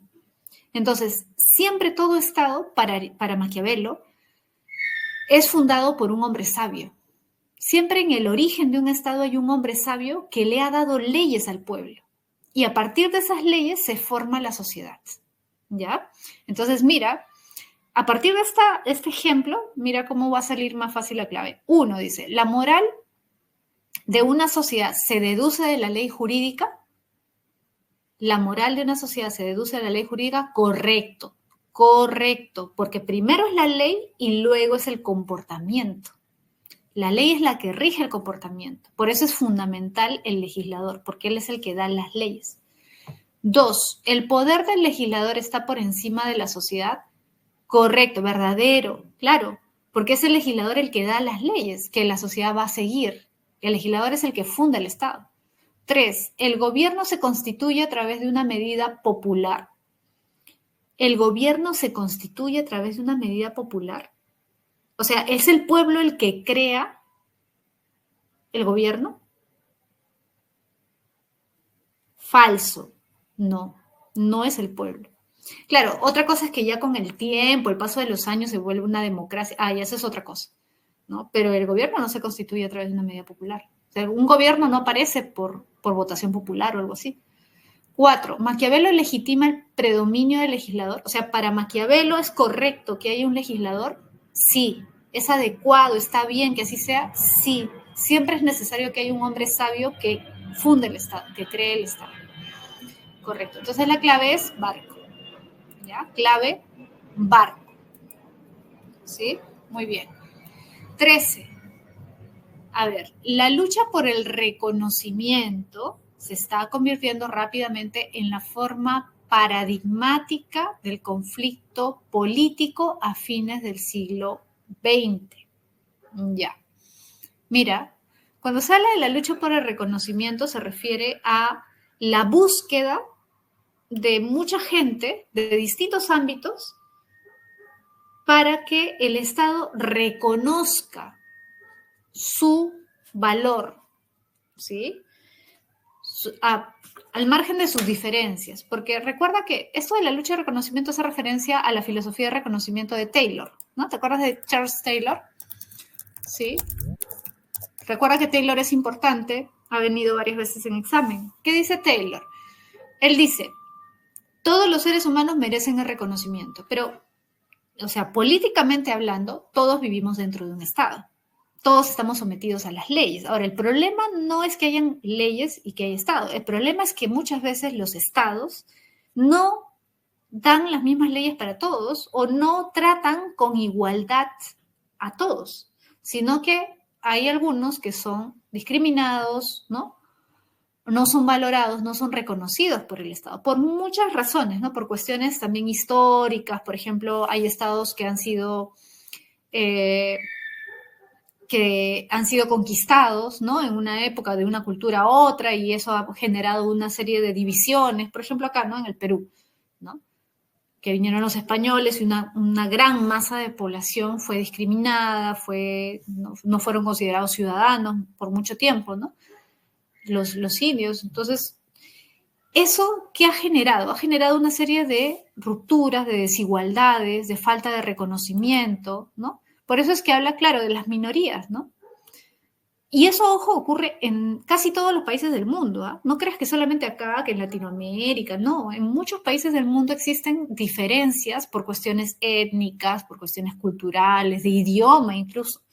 Yo, por ejemplo, siempre les pongo el caso de, aparte de Canadá, en el caso de Taylor, recuerda que Taylor habla de este tema porque él mismo de niño padeció, por decirlo así, esa discriminación, ¿no? Porque en Canadá, cuando él era niño, todos estudiaban en inglés, así como acá se estudia en español, ¿no? Aunque eso ya ha ido cambiando en algunos lugares. ¿Y eso qué implica? El predominio de una cultura sobre otra, pues, un predominio cultural y por lo tanto una discriminación de una cultura. Entonces, en Canadá ocurría eso, ¿no? Él como niño tuvo que estudiar en inglés a pesar de que su familia era de origen francés. ¿Y eso qué implicaba? Que tácitamente lo que te estaban diciendo es que tu cultura es inferior, pues, ¿no? Que hay un idioma oficial, ¿no? Eso, bueno, después ya ha ido cambiando en Canadá y en otros países, pero les decía, el ejemplo que yo también pongo muchas veces es el de Italia. Nosotros a veces pensamos que en Alemania, Italia, Francia no hay esos problemas, pero sí existen, ¿no? Ahora con la migración más todavía. Pero en Italia desde hace muchísimo tiempo hay una rivalidad entre el norte y el sur, por ejemplo, porque el norte siempre ha sido más desarrollado tecnológicamente y económicamente mucho más rico que el sur. Y en el sur hay mucha mezcla también, ha habido mezcla porque en el sur ha habido más invasiones, ha habido invasiones de los turcos, ha habido invasiones de franceses, de españoles, ¿no? Incluso hay mezcla con africanos, el idioma, o sea, los italianos también tienen sus dialectos, todos hablan el italiano estándar, pero también tienen sus dialectos de su zona. Entonces, hay por decirlo así, no hay una unidad absoluta, ¿no? Hay costumbres que son diferentes. Eso pasa en todos los países del mundo, ¿no? Unos más, otros menos, pero la cuestión es que la idea de justicia, dice Taylor, es que todos, a pesar de sus diferencias, ¿no? A pesar de sus diferencias, todos sean tratados por la ley con igualdad, todos sean reconocidos. Porque si unos son beneficiados y otros son perjudicados, evidentemente no hay reconocimiento. Y una persona que vive sin el reconocimiento de su sociedad es una persona que no puede realizarse plenamente. Por lo tanto, deriva en un problema ético. O sea, no es una cuestión solamente política, es una cuestión ética. Y por eso Taylor sostiene que debe haber un reconocimiento, ¿no? Entonces, por eso se habla de la lucha por el reconocimiento que actualmente sostienen en distintos sectores, ¿no? Por ejemplo, las minorías LGTBIQ, las feministas, ¿no? Los movimientos de mujeres o movimientos étnicos, ¿no? De ciertas culturas, ¿no? Que se sienten rechazadas, discriminadas, etc. De todo eso habla, ¿no? El reconocimiento. Entonces, Dice, se está convirtiendo rápidamente en la forma paradigmática de conflicto político, claro, fíjate, desde fines del siglo XX. Claro, quizás tú lo estás viviendo ahora, pero esto en Europa tiene ya hace décadas que ocurre, ¿no? Ese conflicto por buscar el reconocimiento, esas protestas de los movimientos LGTBIQ, feministas, etcétera, por buscar reconocimiento. Las reivindicaciones de reconocimiento de la diferencia estimulan las luchas de grupos que se movilizan bajo la bandera de la nacionalidad, la etnicidad, la raza, el género y la sexualidad. En estos conflictos post-socialistas, claro, post-socialistas ¿en qué sentido? En que actualmente ya el tema del socialismo, claro, acá se ha levantado de nuevo, ¿no? Pero en realidad ya hace mucho tiempo que no hay tanto esta discusión de el capitalismo o el socialismo. Eso acabó prácticamente con la caída del muro de Berlín. O sea, cuando desapareció la Unión de Repúblicas Socialistas Soviéticas ya no tiene sentido hablar de eso porque se asumió el fracaso del socialismo como teoría política, ¿no? Como posibilidad económica. Entonces ya eso murió. Y en la actualidad, por lo tanto, ese conflicto, esas protestas se han enrumbado por el lado cultural, ya no por el lado económico, ¿no? Dice, la identidad de grupo reemplaza el interés de clase. Claro, antes había conflictos de clase, el que tenía y el que no tenía, el empresario y el trabajador. Habían más protestas de corte económico, ¿o no? ¿No? Hasta hace 20, 30 años acá en el Perú, por ejemplo, la SUTEP, la CGTP salían a marchar cada cierto tiempo. Ahora ya no ves casi protestas de ese tipo. Más las protestas están enfocadas en grupos que exigen el reconocimiento de su identidad, ¿sí o no? ¿O no? ¿No? Por ejemplo, Ni Una Menos, ¿no? Los movimientos LGTBIQ, ¿no? Cada vez las protestas están dirigidas en ese sentido, que son más culturales, ya no tanto económicas, digamos, de corte económico, ¿no? A eso se refiere. Entonces, la dominación cultural reemplaza a la explotación en tanto injusticia fundamental. Claro, ya no se habla tanto de la explotación, a pesar de que sigue habiendo explotación, ¿eh? ¿O no? Claro, sobre todo en Latinoamérica hay muchísima explotación laboral, ¿no? Hay muchos lugares donde la gente trabaja en condiciones inhumanas, ¿no? En condiciones casi de esclavos, ¿no? Por ejemplo, no sé si te acuerdas hace ya algunos años pasó esto, pero quizás lo has visto por ahí o te han contado. Hubo un incendio acá en las Malvinas, no sé si te acuerdas. Claro, las horas extras no remuneradas, eso incluso es lo de menos, pero hubo un incendio y murió gente porque estaban en unos containers trabajando, y no pudieron salir. ¿Por qué? No porque el edificio se quedaron encerrados de la nada, no, porque los dueños pusieron candados y no pudieron abrir, o sea que murieron ahí calcinados o asfixiados por el humo porque no podían salir. ¿Por qué los encerraban? Para que supuestamente no se robaran las cosas. O sea, como tenían ahí equipos, materiales caros, para evitar que hubiera algún robo o algo, los encerraban con candado. Y ojo que a raíz de lo que pasó, se supo, y varios hablaron, de que eso ocurre mucho en Gamarra. No sé si hasta ahora, probablemente hasta ahora, que en muchos lugares, en talleres en Gamarra, también pasa lo mismo, porque la gente, los empresarios no quieren que los trabajadores se roben las telas o las cosas y los encierran con candados, donde tienen que esperar a que llegue el dueño para que les abra la puerta, ¿no? Entonces, imagínate, ¿no? Es una situación, pues, de explotación, ¿no? Porque una persona no puede trabajar en esas condiciones, precisamente porque puede ocurrir cualquier desgracia y además porque es inhumano, ¿no? Imagínate estar, pues, incluso haciendo tus necesidades ahí encerrado, ¿no? Pero ¿eso ocurre todavía? Sí. Y por eso es que Nancy Fraser, fíjate acá el título, ¿no? De la obra de la que está citada este fragmento, dice reconocimiento o distribución, un debate entre marxismo y feminismo. ¿Sí? Acá debaten Judith Butler, que te mencioné hace un momento, que es una feminista bastante destacada, es la principal intelectual actualmente de lo que se conoce como el debate acerca del género, y Nancy Fraser, que también es feminista, pero ella también enfatiza en la necesidad de discutir sobre la falta de redistribución económica.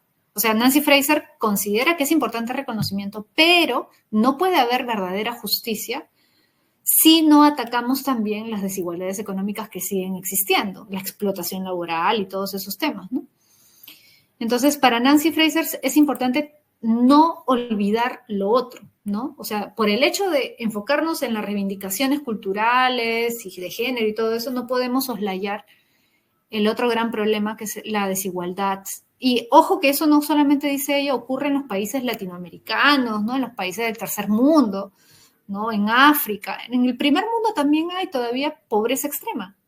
También hay gente que se muere de hambre, también hay gente que no tiene casa, ¿no? Por lo tanto, es absurdo para ella enfocarnos solamente en lo cultural, ¿no? Entonces hay que tratar también de resolver el tema económico, que haya una distribución más justa de la riqueza, que no haya tanta desigualdad, que la brecha entre ricos y pobres no sea tan grande. A eso se refiere, ¿no? Con la redistribución, buscar una distribución más justa de la riqueza, ¿ya? Entonces, a ver.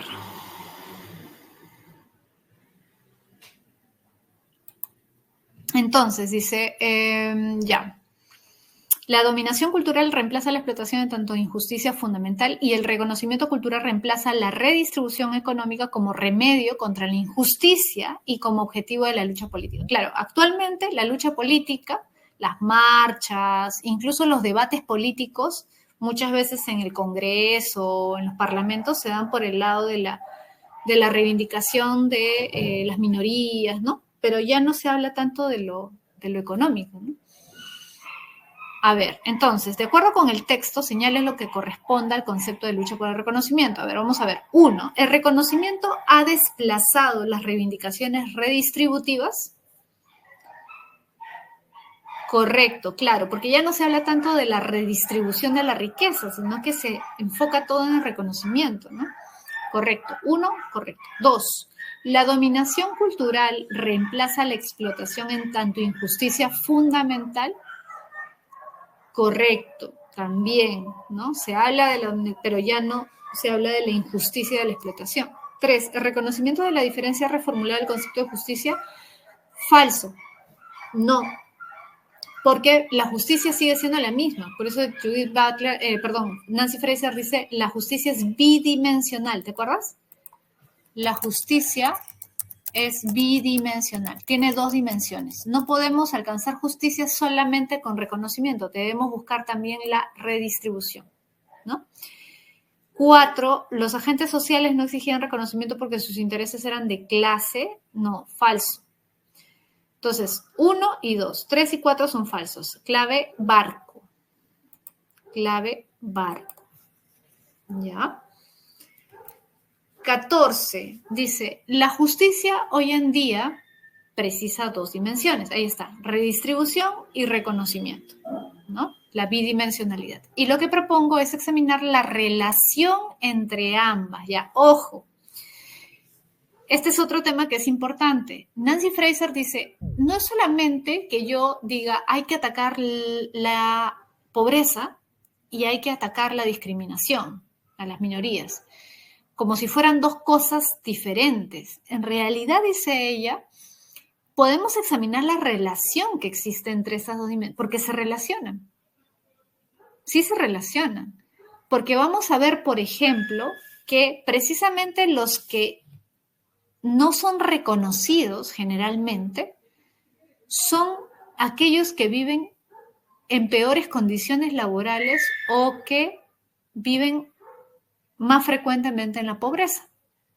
En el caso, por ejemplo, del reconocimiento y por ejemplo, el feminismo, ¿no? Que considera que la mujer debe ser igualmente reconocida que el varón, que debe ganar igual que el varón. Ya, Nancy Fraser va a decir, ahí está, pues. No es solamente una cuestión de que se considere inferior a la mujer, sino que eso tiene consecuencias económicas. El hecho de que tú consideres que la mujer está hecha para ciertos trabajos hace precisamente que en general las mujeres ganen menos que los hombres, porque se considera que sus habilidades o sus facultades son de cierto tipo y ese tipo de habilidades o facultades no son remuneradas muy bien. Por ejemplo, generalmente ¿qué labores hacen las mujeres? Bueno, actualmente de todo, ¿no? Pero no es casualidad que las mujeres generalmente se dediquen, por ejemplo, a las labores de cuidado, nanas, empleadas, enfermeras, ¿no? Enfermeras técnicas, que muchas veces son mal remuneradas. Y en cambio, los puestos de poder, los puestos mejor remunerados ejecutivos, están ocupados por los hombres. Entonces ahí hay una interrelación, dice Fraser. O sea, no es que el tema de la pobreza esté desligado del tema de reconocimiento, sino que en muchos casos se encuentran. El hecho de que se considere inferior o que se limite la capacidad de una persona, en este caso una mujer, hace también que se le remunere menos, ¿no? Es como que se le encasilla, ¿no? Por la falta de oportunidades también, claro, porque, por ejemplo, muchas veces la mujer no estudia porque no se considera importante que estudie. Actualmente quizás ya no se ve tanto, ¿no? Pero antes era, ya, si eran 6 hermanos, ya 4 eran mujeres y 3 hombres, ya los hombres sí o sí tenían que estudiar. Las mujeres no, porque te vas a casar, ¿no? Entonces no necesitas, pues, tener una carrera, una profesión, te vas a casar, tu esposo te va a mantener, ¿no? Esa era una idea muy común, que incluso todavía se mantiene un poco, ¿no? En nuestra sociedad, ¿cierto? Pero ya está cambiando un poco, pero todavía hay mucho de eso. Entonces, lo que dice Nancy Fraser es eso, ¿no? Hay una relación entre las dos cosas. Hay una relación, porque el hecho de que la mujer dependa del hombre económicamente proviene de esa, precisamente de esa idea, de ese prejuicio de que la mujer no se puede valer por sí misma, ¿no? De ver a la mujer como un ser inferior, ¿no?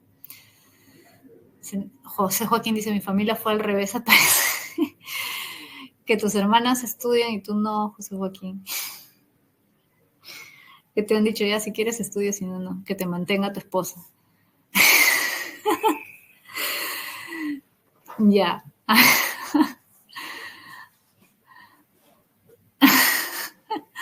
A ver, que comience el matriarcado, dice ya. A ver, ¿quién está dispuesto a mantener a José Joaquín? A ver.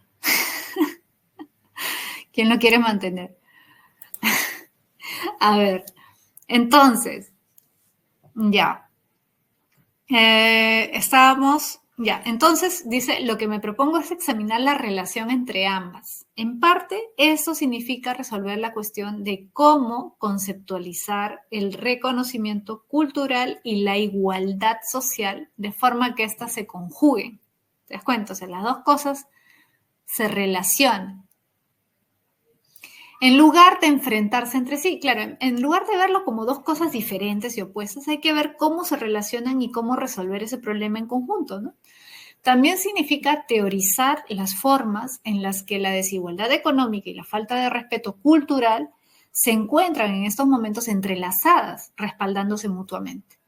Posteriormente significa clarificar además los dilemas políticos que emergen cuando tratamos de luchar en contra de ambas injusticias simultáneamente. Claro, van a aparecer ciertos dilemas o ciertos problemas políticos cuando buscamos enfrentar ambas injusticias al mismo tiempo. Bien, entonces, teniendo en cuenta el texto, identifica el valor de verdad de los siguientes enunciados. 1. La vinculación entre la reivindicación social y económica genera nuevos problemas políticos.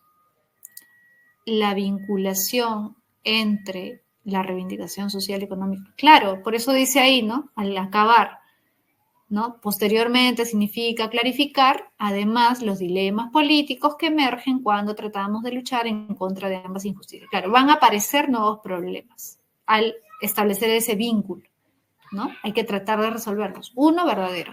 2, ha habido oposición entre los problemas relativos a la redistribución y el reconocimiento.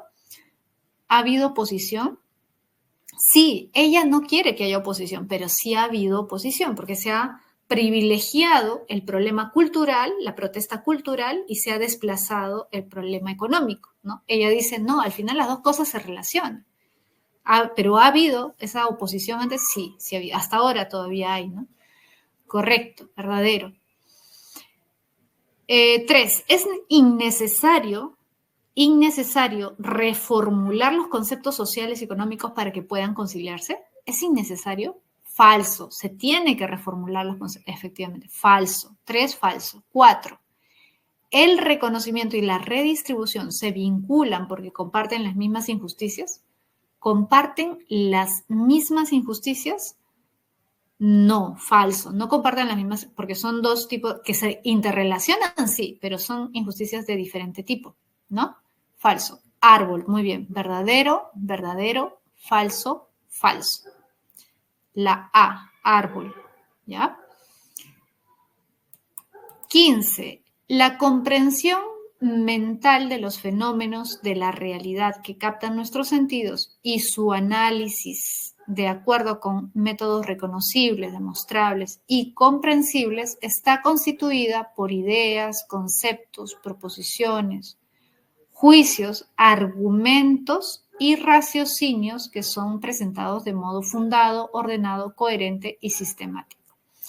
Esta definición corresponde principalmente a la característica del conocimiento científico denominada, a ver, si habla de argumentos, conceptos, raciocinios, ¿de qué está hablando? Ojo, dice la comprensión mental de los fenómenos de la realidad que captan nuestros sentidos y su análisis, de acuerdo con métodos reconocibles, mostrables, comprensibles, está constituida por ideas, conceptos, juicios, argumentos. Claro, es racional, racional, es la E. Ahí está José Joaquín, dice, muchos cayeron, pero ya. Es la E. Cristina también puso la E. Elefante. Ya, elefante. Ser como Julio Guzmán, dice José. Elefante. Es que Julio Guzmán quería ser un deconstruido, pues, pero la sociedad todavía no estaba lista para esa conversación. ¿O no? Julio Guzmán quería mostrarse como un hombre deconstruido, dijo, no, que un matriarcado, a mí que me mantengan, ¿no? Yo estoy contento, pero no, pues la sociedad peruana no está deconstruida todavía. Claro, pues por eso todos dijeron, no, que voy a votar por este pato, ¿o no? Ay, nuestra política, ¿no? Siempre da risa. Ya, la 15 entonces es elefante. Elefante, ¿ya? Ya, ¿por qué no la C? A ver, me pregunta Luis Elías, ¿por qué no la C? Claro, la C dice metódica y sí se habla de método, sí se habla de método en la segunda línea, ¿no? Método, ya, pero fíjate bien que dice la comprensión mental, la comprensión mental de los fenómenos de la realidad que captan nuestros sentidos y su análisis de acuerdo con métodos reconocibles, demostrables, comprensibles. O sea, el tema del método sí está mencionado, pero está como uno de los ingredientes o una de las partes, digamos, ¿no? Pero comienza con esto, la comprensión mental de los fenómenos. La ciencia es racional precisamente porque el científico tiene que partir de una comprensión mental del fenómeno. No se hace tanto énfasis en el método, en el conjunto de pasos que tiene que dar, sino en cómo comprende el fenómeno y cómo a partir de esa comprensión mental construye una serie de ideas, conceptos, argumentos, etc. ¿Sí? Por eso. ¿Sí se entendió? Que dice José Joaquín, mis gracias a Julio Guzmán, me deconstruye, no tienen que mantener a las mujeres, Ya. A ver. 15, elefante. ¿Ya? Vamos a la 16. A ver. En la conciencia tecnocrática, ya mira, este es un texto de Habermas, Jürgen Habermas, que es un filósofo alemán del siglo XX, que tiene cierta influencia del marxismo. Es interesante lo que dice porque hace una crítica a la sociedad actual, digamos, ¿no? La sociedad contemporánea, porque es una sociedad donde impera una conciencia tecnocrática. Así comienza, fíjate, este fragmento. se refiere a cómo la tecnología es la que gobierna, ¿no? O sea, sobre todo la tecnología en el sentido de que nosotros como seres humanos hemos adoptado un pensamiento tecnocrático. O sea, asumimos que vivimos en una sociedad donde lo que ordena el mundo, digamos, la sociedad, es la tecnología y nosotros tenemos que adaptarnos a ella y nosotros tenemos que ser parte de un sistema tecnológico que es valorado principalmente por su eficiencia. Entonces, finalmente nosotros somos parte de esa maquinaria, nos volvemos parte de esa maquinaria y por lo tanto nosotros también somos valorados en función de nuestra eficiencia y ya no desde el punto de vista, digamos, humano, sino desde el punto de vista material. ¿Qué es lo que produces? ¿Cuánto produces? Eso es lo que vales. Mira lo que dice. En la conciencia tecnocrática no se refleja el movimiento de una totalidad ética, sino la represión de la eticidad. O sea, lo ético, lo que tiene que ver con la convivencia, los valores, etcétera, eso queda en un segundo plano, precisamente por el predominio de la tecnología y de una economía y de un sistema político que ensalza la tecnología a la que nosotros tenemos que adaptarnos.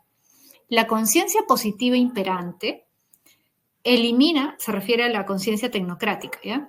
Imperante, elimina el sistema de referencia de la integración, ¿sí? Sistema en el que el dominio y la ideología surgen bajo las condiciones de una distorsión. ¿Cuál es esa distorsión? La despolitización de la masa de la población. O sea, la mayoría de la población, la gran cantidad de la población, la gran mayoría de la población se ha despolitizado.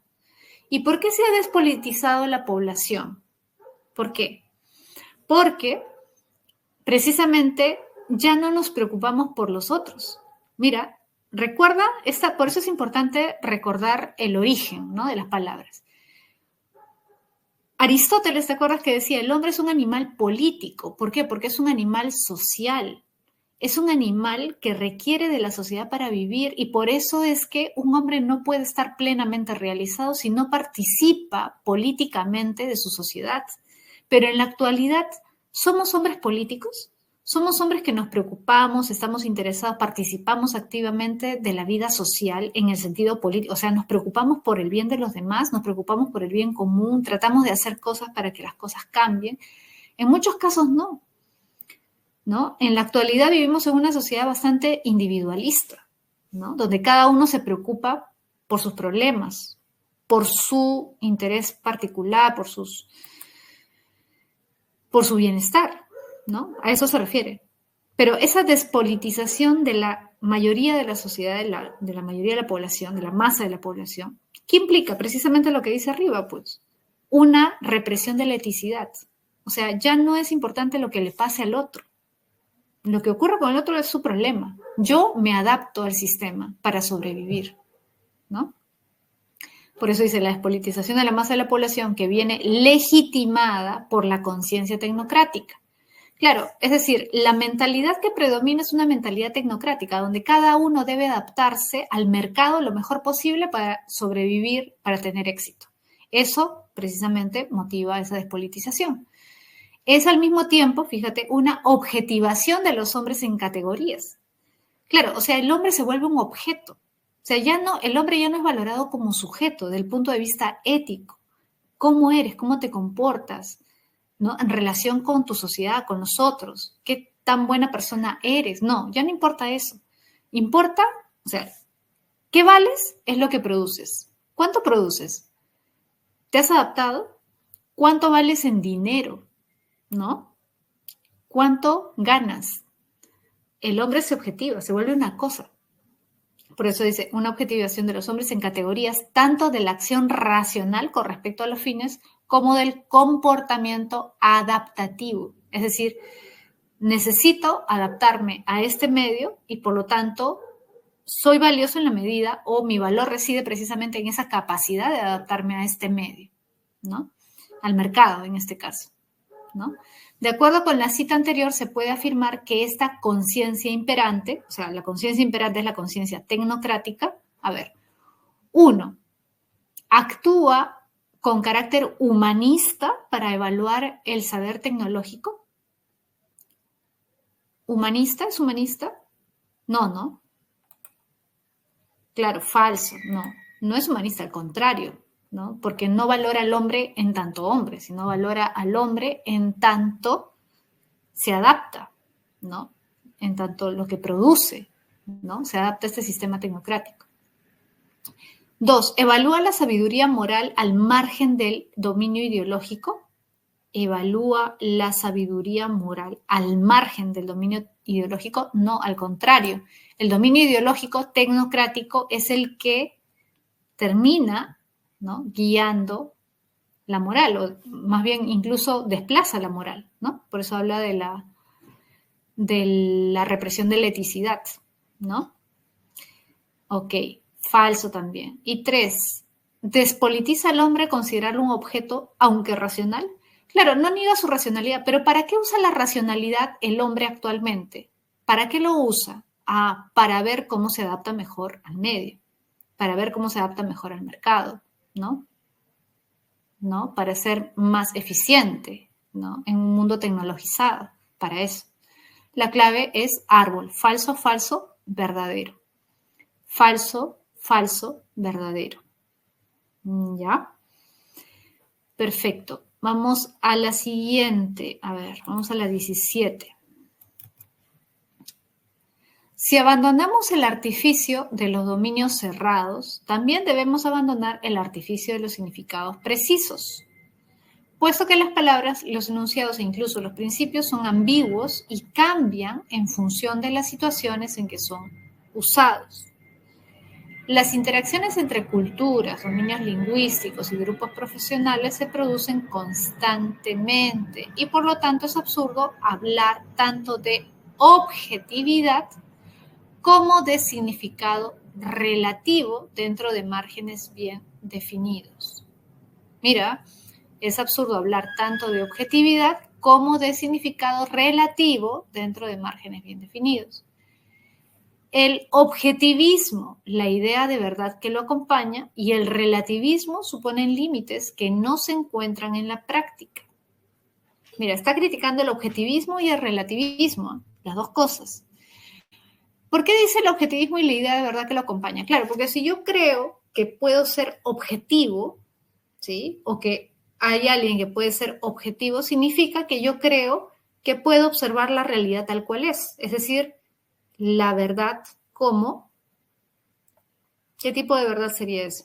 Que si yo creo que puedo ver la realidad de las cosas, la verdad de las cosas, ¿no? Puedo ver el objeto tal y como es, o sea, no tengo una mirada subjetiva, sino objetiva. Eso es lo que está criticando. ¿Se puede ser realmente objetivo? Pero mira, no solamente critica el objetivismo, critica también el relativismo, ¿sí? Por eso dice, el objetivismo y el relativismo suponen límites que no se encuentran en la práctica y dan, por supuesto, que la gente comprometida en formas de colaboración interesantes, aunque a veces difíciles, está haciendo tonterías. El objetivismo y el relativismo son quimeras. ¿Qué significa quimeras?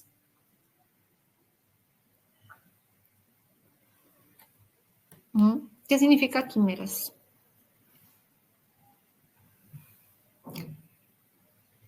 Claro, invenciones, ficciones, ¿no? De nuestra mente, ¿no? Cosas que no existen en la realidad, ¿no? Esa es la principal crítica que hace Feyerabend. Fíjate, Feyerabend, ¿te acuerdas qué filosofía, o cómo se llamaba su filosofía? ¿Qué es lo que proponía? ¿Te acuerdas? Es el anarquismo epistemológico, ¿te acuerdas? ¿Sí? Él es anarquista epistemológico. Él es el que inicia esa corriente, digamos, ¿no?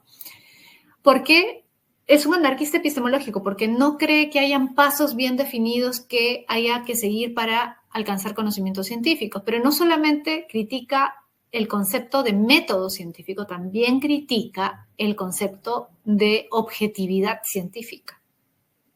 Feyerabend no cree que podamos ser objetivos. Nadie puede ser absolutamente objetivo. Ojo, ni siquiera el científico, porque el solo hecho de elegir un problema ya implica una cierta subjetividad. Y además la manera como un científico ve un problema no es la misma manera como otro científico ve el problema. ¿Y eso qué implica? Que no son objetivos. Pues. No existe objetividad como tal, ¿no? En ningún ámbito y tampoco en la ciencia, ¿no? Eso es lo que está criticando. Entonces, dice, en relación con el conocimiento, del texto se puede extraer que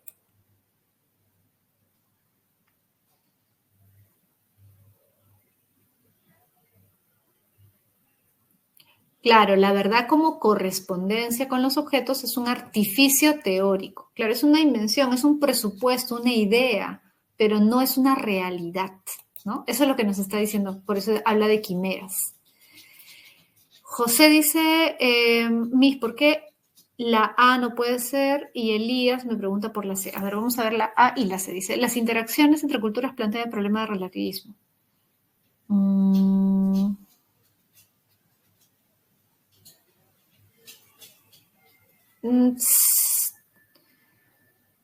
Ya, pero la pregunta dice, en relación con el conocimiento, del texto se puede extraer que...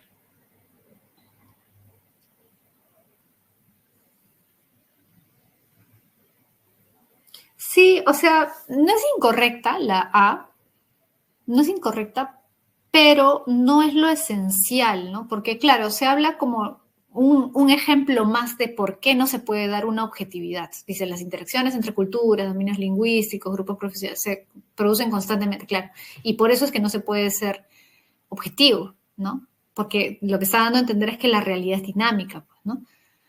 Pero no es lo esencial, ¿no? Porque lo que sobre todo quiere dar a entender Feyerabend es por qué el objetivismo no es una característica de la ciencia, ¿no? O sea, ¿qué es lo que está criticando en el fondo? Esa idea de verdad como correspondencia que se tiene generalmente, que muchos tienen del ámbito científico, que en la realidad no es así. Ese es el, digamos, el meollo del asunto, del texto, ¿no? Del fragmento. O sea, no es incorrecta la A, pero no es lo central. Y la C dice, los enunciados usados en diversas situaciones podrían dificultar la comunicación. Ya. Claro, sí, también, o sea, tampoco es incorrecto, pero lo mismo que la A, no es lo central, ¿no? Porque acá sobre lo central es el tema del objetivismo. ¿Es posible el objetivismo? ¿Realmente hay un objetivismo? ¿Se da un objetivismo? Para Feyerabend no. ¿Y por qué no se da ese objetivismo? Porque parte de una idea de verdad que no existe como tal, que es una ficción teórica, ¿no? Que es una idea, un presupuesto que no se da en la realidad, ¿no? A eso está yendo Feyerabend. Ya, repito, la A y la C no es que estén mal, pero no son lo principal del texto. ¿Ya, chicos? Bien, entonces, 17 era, dijimos, dado, ¿no? La verdad como correspondencia con los objetos es un artificio teórico. 18. Cuando un científico sostiene que el aumento del nivel del mar está relacionado con el cambio climático, definido como la alteración de los patrones normales del clima, está llevando a cabo una función de la ciencia conocida como... Claro, está relacionando dos cosas, ¿no? O sea, si dice que el aumento del nivel del mar está relacionado con el cambio climático, lo que está queriendo decir es que el cambio climático es el causante, ¿no?, del aumento del nivel del mar. Por lo tanto, eso constituye una explicación, claro, es una explicación científica. Casa, ¿no? 18, casita. Ya. 19. El descubrimiento comienza con la percepción de la anomalía. Mira, el descubrimiento comienza con la percepción de la anomalía. Claro, se refiere al descubrimiento científico, ¿no? Este es un fragmento de la estructura de las revoluciones científicas de Thomas Kuhn. ¿Cómo se inicia un descubrimiento? Cuando alguien observa un fenómeno que no debería ocurrir, pero que está ocurriendo. Y dices, ¿y por qué ocurre esto? O sea, esto contradice lo que plantea la teoría, ¿no? Y ahí es cuando tratamos de encontrar una explicación. Dice, o sea, con el reconocimiento de que, en cierto modo, la naturaleza ha violado las expectativas. Claro, porque se está dando un fenómeno que no debería ocurrir, que está yendo en contra de las leyes. Entonces dices, pero ¿por qué sucede esto, no? inducidas por el paradigma que rige la ciencia normal. La naturaleza está yendo en contra de lo que debería ocurrir según el paradigma que rige la ciencia normal. Recuerda que cuando se habla de paradigma en Thomas Kuhn, se refiere a la teoría científica vigente. Siempre hay una teoría científica predominante, ¿sí? Por ejemplo, en el ámbito de la física. En el ámbito de la física, actualmente, la teoría predominante es la teoría de la relatividad de Einstein, porque todos los científicos asumen que los planteamientos de Einstein son correctos y trabajan con ellos. Eso es la ciencia normal, ¿no? A continuación se produce una exploración más o menos prolongada de la zona de la anomalía y solo concluye cuando la teoría del paradigma ha sido ajustada. Claro, o sea, ¿es posible ajustar la teoría del paradigma para poder explicar eso que no tenía explicación antes? Sí, ¿no? Por eso dice, ha sido ajustada de tal modo que lo anormal se ha convertido en lo esperado. Claro, ahora ya no es anormal, ahora ya tiene explicación. ¿A qué hace referencia Kuhn? Obviamente al proceso de reajuste de un paradigma científico. Muy bien, barco. Barco. ¿Ya? Perfecto. Nos vamos a la 20. Dice, las buenas teorías científicas son aquellas que son falsables. Y cuanto más falsables sean, tanto mejor. Ya. ¿Quién dice eso? ¿Quién dice que es mejor que una teoría sea falsable a que no sea falsable? Porque si una teoría es falsable significa que es científica, ¿sí o no? ¿Cierto? Si tú no puedes falsar una teoría, esa teoría no es científica. Claro, Popper. Las buenas teorías científicas son aquellas que son falsables.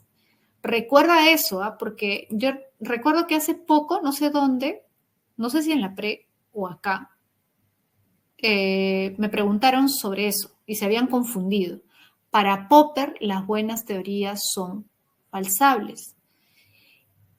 El que una teoría no sea falsable no es bueno, no es una virtud, es un vicio, dice Popper. Una teoría tiene que ser, si no es falsable significa que es un dogma. O sea, si tú no puedes demostrar que una teoría está equivocada, es porque no es una teoría científica, es un dogma. Recuerda que Popper es antidogmático, ¿cierto? ¿Sí? El buen científico, dice, es aquel que trata de falsar o refutar. También podríamos decir las hipótesis que él mismo u otros han concebido. Claro, por eso Popper dice, en vez de estar buscando confirmaciones de lo que pensamos, ¿no? Como hacen muchos con el verificacionismo, ¿no? En vez de estar buscando más cisnes blancos que apoyen nuestra idea de que todos los cisnes son blancos, deberíamos buscar un cisne que no sea blanco, porque basta uno para refutar nuestra hipótesis, ¿no? Y así debería trabajar el verdadero científico, buscando contraejemplos, ¿se acuerdas? Eso se le llama contraejemplo, un ejemplo que vaya en contra, ¿no? Entonces, a ver, de acuerdo con el texto citado, determina el valor de verdad de los siguientes enunciados. 1. ¿La ciencia se reconoce como un saber falible? Según este planteamiento, claro que sí. La ciencia es un saber falible desde el punto de vista de Popper. La ciencia no es infalible, la ciencia puede fallar, ¿no? ¿Sí? Por eso las teorías científicas pueden reajustarse, reacomodarse, mejorarse o incluso reemplazarse si es necesario. 2. La verificación es insuficiente como criterio científico, obviamente, ¿no? Si estás planteando un falsacionismo, está en contra de la verificación porque es insuficiente. Muy bien. No, por muchos cisnes blancos que yo encuentre, jamás voy a poder decir que todos es insuficiente la verificación. Correcto. Verdadero, verdadero. 3. La falsación demarca la ciencia de la pseudociencia. Desde el punto de vista de Popper, claro, gracias a la falsación es que podemos distinguir entre una teoría científica y una teoría no científica. Una teoría científica puede ser falsada, una teoría pseudocientífica no puede ser falsada porque siempre va a encontrar una manera de escapar de la falsación, ¿cierto? O sea, de justificar por qué no cuadra la teoría, ¿no? Muy bien, ¿ya? Verdadero. Y 4, ¿las ciencias formales hacen uso de la falsación? ¿las ciencias formales hacen uso de la falsación? Falso. No se puede falsar una ciencia formal. No se puede. Por ejemplo, ¿la matemática se puede falsar? No, porque la matemática parte de principios, de axiomas que son indemostrables. Es decir, que no puedes confirmar. Uh-huh.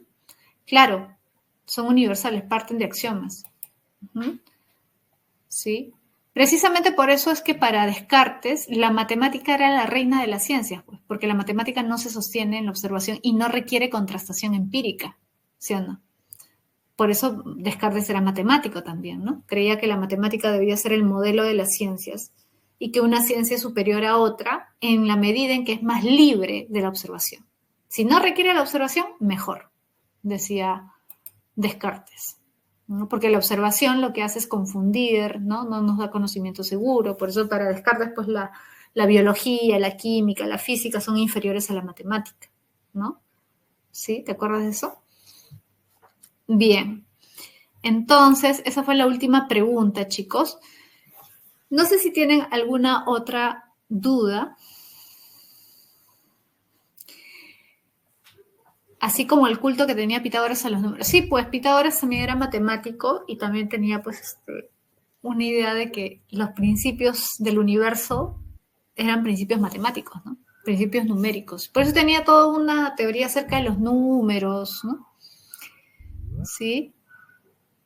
Más claro que papá. Dice José Joaquín. Ya, chicos. ¿Tienen dudas, preguntas, observaciones, objeciones, comentarios, recomendaciones?